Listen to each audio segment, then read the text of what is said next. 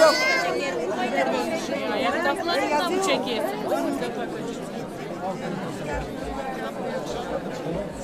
Bu törenin en büyük kıymetli başkanımız olmayaydı, cami restore edilmeyecekti.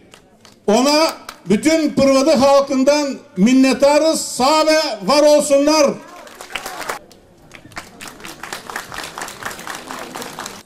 İnsanların en hayırlısı insanlara hizmet edendir. Bugün burada hayırsever halkımızın, kardeşlerimizin dişiyle, tırnağıyla ortaya çıkardığı eserin açılışını yapmak üzere büyük mutluluk duyuyorum ve bunu ifade etmek istiyorum. Dost, komşu ve müttefik Bulgaristan'ın bu güzel köşesinde bugün güzel bir etkinliğe hep birlikte tanık olacağız. Türkiye'miz Bulgaristan'daki soydaşlarımızı iki ülke arasında en güçlü dostluk köprüsü olarak görmektedir. Bunu bir kere daha vurgulamak istiyorum. Yüzyıllardır biz bu güzelliği yaşadık.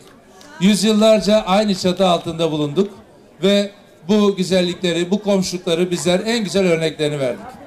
Bizler de komşu akrabadan yakın. Her zaman için birbirimizin yanında olduk. Ve bu topraklar yüzyıllarca huzur bölgeleri oldu. İstiyoruz ki tekrar bu bölgeler aynı şekilde en az o günkü kadar huzur içinde olsun.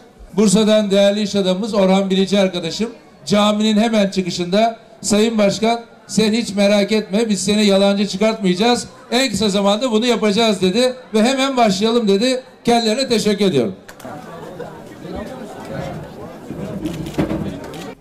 Güzel bir mabedi açmak, bir Beytullah'ı açmak, senin evlerinden tarih yazan bir mabedi açmak için toplandık.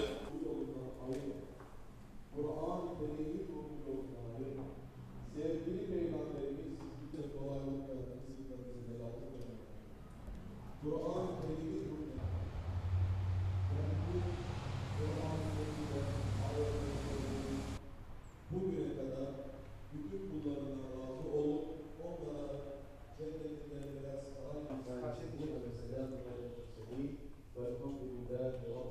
Allahu Ekber ve lillahil hamd. Bismillahirrahmanirrahim.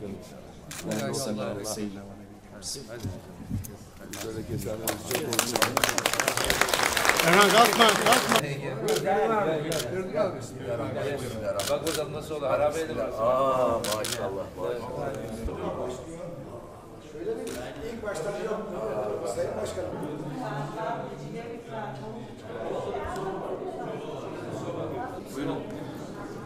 وسواء عليهم أأنذرتهم أم لم تنذرهم لا يؤمنون الله أكبر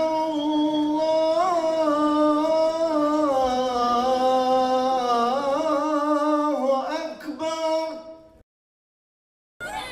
آمن الرسول بما أنزل إليه من ربه والمؤمنون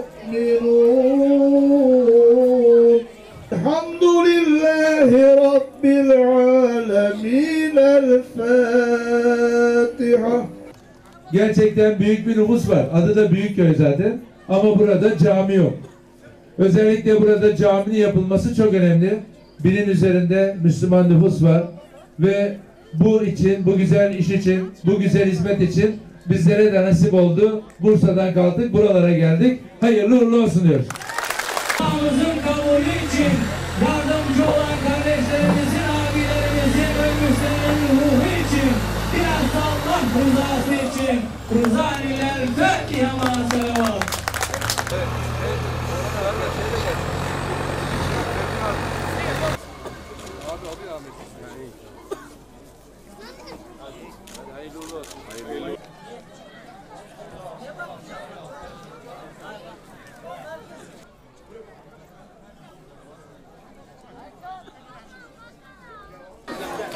gelsin.